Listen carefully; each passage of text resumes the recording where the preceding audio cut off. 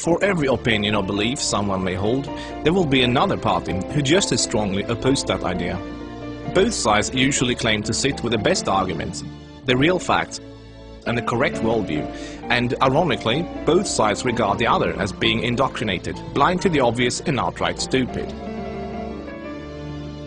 Most people only expose themselves to information that matches their own worldview. It is uncomfortable to do otherwise. Still, we would like to give you some surprising information about Islam. We also urge you to look further than only mainstream media, and if you can find the time for it, read the Quran yourself. To get you started, we'd like to present you 3 things you probably did not know about Islam. 1. Islam has not been hijacked. That Islam has been hijacked is what non-Muslims naturally assume, because they assume all religions are the same. The reason non-Muslims are so easily confused is that most of us don't realize the difference between the Quran and every other religious book we are familiar with. The Christian Bible is a collection of writings from various authors, written sometimes hundreds of years apart, with parables, advice and dreams, all collected together into one book. Same with the Jewish Torah. Even those of us in the West, who are neither Christians nor Jews, are still familiar enough with these religions to know this much, and therefore we assume the same is true for the Quran. But the Quran is only one book written by one man in his own lifetime. It is meant to be taken literally, and it's not full of symbolism or vague analogies. It is mostly direct commands. Of course, the Quran contains contradictory statements, just like other religious books. But the Quran itself provides the reader with a way to know what to do with the contradictions. It's explained in the Quran that if you have 2 passages that contradict each other, the one written later supersedes the one written earlier. Most Westerners are unaware that the peaceful, tolerant passages were written early in Muhammad's prophetic career. According to the Quran, those passages have been abrogated by later, more violent and less tolerant passages. So, when most Westerners hear jihadists quoting violent passages from the Quran, and then peaceful Muslims quoting peaceful passages, they interpret that the way they would if someone was quoting the Bible or the Torah. They think to themselves, oh, there must be many different and contradictory passages, like there are in other religious books, so Muslims can pick and choose what they like and justify whatever actions they want to take. But the Quran is nothing like that. There is no picking and choosing. It says very explicitly and in no uncertain terms that a Muslim must not alter or ignore any part of its very clear and direct message, or they will burn in a fiery torment forever.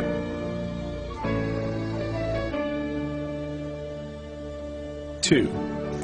Striving to institute worldwide Sharia law is a religious duty. Many people don't realize how politically oriented Islam is at its core. In fact, Islam is less of a religion than it is a religious ideology. It includes a mandatory and highly specific legal and political plan for the whole society, Sharia. There is no separation between the religious and the political in Islam.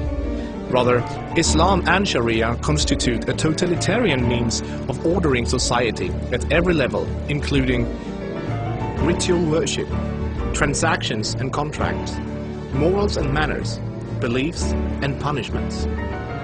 In the Quran, Allah makes it clear that man-made governments, such as a democracy, and free speech, such as criticizing the Quran, are abominations and must be eliminated. The modern expression creeping Sharia is used to describe the slow, deliberate and methodical advance of Islamic law in non-Muslim countries. Official Sharia courts already operate in the UK, handling cases ranging from divorce and financial disputes to domestic violence. Attempts to introduce Sharia in the legal system in Germany, Sweden and other European countries are ongoing.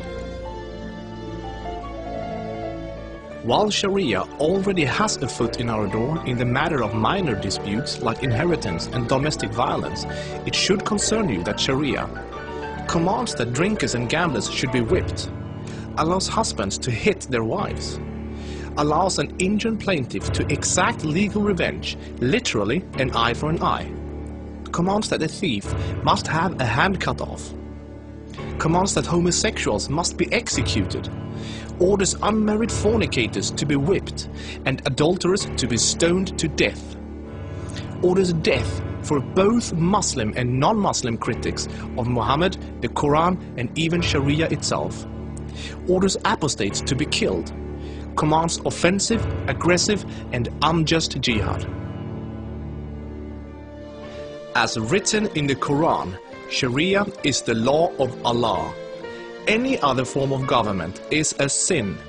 It is the duty of every Muslim to keep striving until all governments have been converted to Sharia law.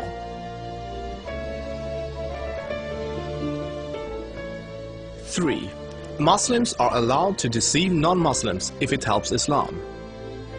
For non-Muslims, this principle, called taqiyya, is another surprising concept of Islam. While most other religions speak highly of truthfulness, the Quran instructs Muslims to lie to non-Muslims about their beliefs and their political ambitions to protect and spread Islam. There are many examples of today's Islamic leaders saying one thing in English for the Western press and then saying something entirely different to their own followers in Arabic a few days later. Deceiving the enemy is always useful in war, and Islam is at war with a non-Islamic world until the whole world follows Sharia law. All non-Muslims living in non-Islamic states are therefore enemies. So deceiving Westerners is totally acceptable, even encouraged, if it can forward the goals of the spread of Islam. As a recent example, the Islamic American Relief Agency were seemingly raising money for orphans, but in fact giving the money to terrorists. They deceived good-hearted Western infidels into giving money to organizations that were actively killing Western infidels. Do the research yourself. This is not an isolated case. Islam as a religion of peace. Muslim organizations worldwide often declare that Islam is a religion of peace. But what does that really mean? It seems easy for a Muslim to quote a peaceful verse from the early parts of the Quran, while, by following the principle of taqiyya, neglecting to mention the fact that it has been officially abrogated by later, more violent verses. According to the Quran, the world will be at peace only when Islam and Sharia reign in every country, and never until then. This is why every Muslim can truthfully say that Islam is a religion of peace. If any of these points took you by surprise, then there is surely much more you still don't know. This subject will affect you in the near future, so take the chance to inform yourself now before it does.